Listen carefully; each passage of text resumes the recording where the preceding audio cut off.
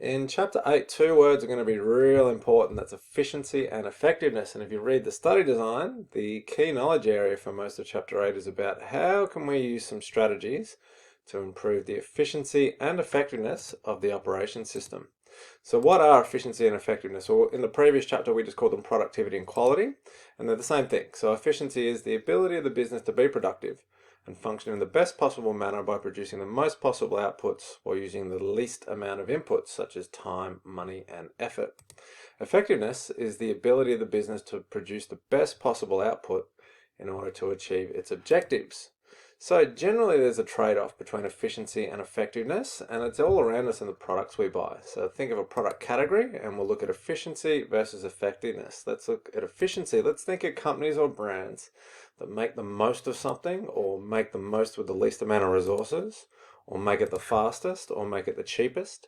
Versus, let's think about brands and companies who make the best possible product, the most reliable, the best performing, and the one that customers want. If money was no object and we could buy whatever we want, which brand would we buy? And let's first of all look at cars around the world. Who makes the most and usually makes them the cheapest is brands like Toyota and Nissan.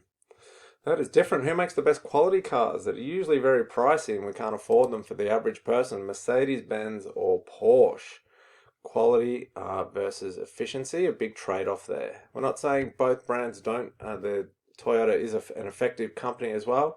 Mercedes is very efficient, but we're just saying generally there's a bit of a trade-off. Let's look at clothing. Who releases the most, the cheapest, the fastest, all the time? Cotton On, Uniqlo. Every 2 weeks, every month or so, there's a new fashion range in there and it's really cheap. Versus the brands, if money was no object, we'd all buy, but because they're so expensive, we don't buy a lot of Versace or Armani. And they don't need to sell as much because they can sell it for much higher because the quality is better. Let's look at hotels. If we could traveling around the world and we'd want to know, does this city have a hotel? I can guarantee you there's always a Holiday Inn or an Ibis World everywhere around the world. There's the most of them. They have the cheapest rooms. We're not saying they're bad quality. We're just saying their business model is designed about operating a hotel very, very cheaply. Versus hotels that there mightn't be a lot of. There's not a lot of Crown hotels. There's one in each major city in Australia, and the Ritz is just in London, but they're very high quality and therefore the price is going to be very high, but you're going to pay for that. That's their business model. And lastly, let's look at department stores. Who's got the most of them with the most stuff and the cheapest stuff? Kmart and Target. Versus who's got the most, well, the best sort of merchandise, but also actually has customer service. That's Myer and David Jones. They have the best quality, or they're the most effective.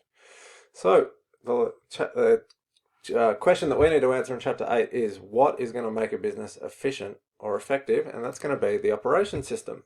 So it's the way a business takes its inputs, transforms them, and makes outputs that determines how efficient it is and also how effective it is. So we'll just start with finish with an example of hamburgers. Let's look at McDonald's. Has inputs, transformation, and outputs, and Grilled. It also has inputs, transformation, and outputs.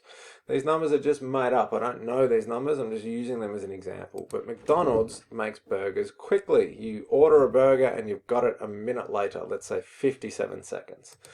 Grilled is not meant to be that business. It's meant to take longer because it's a better quality product. And let's say on average, it takes about 6 minutes or 8 minutes to make a burger at Grilled.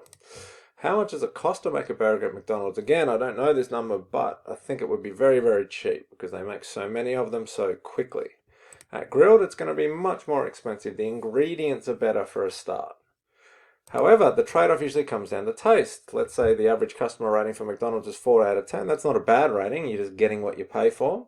Versus Grilled, which usually the taste is much better. However, you've had to pay more for it and you've had to wait a lot longer. So different businesses with different business models. We can say McDonald's is focused on strategies to maximize efficiency, whereas Grilled doesn't need to sell as many products because its strategies and its operation system is designed to focus on effectiveness and product quality.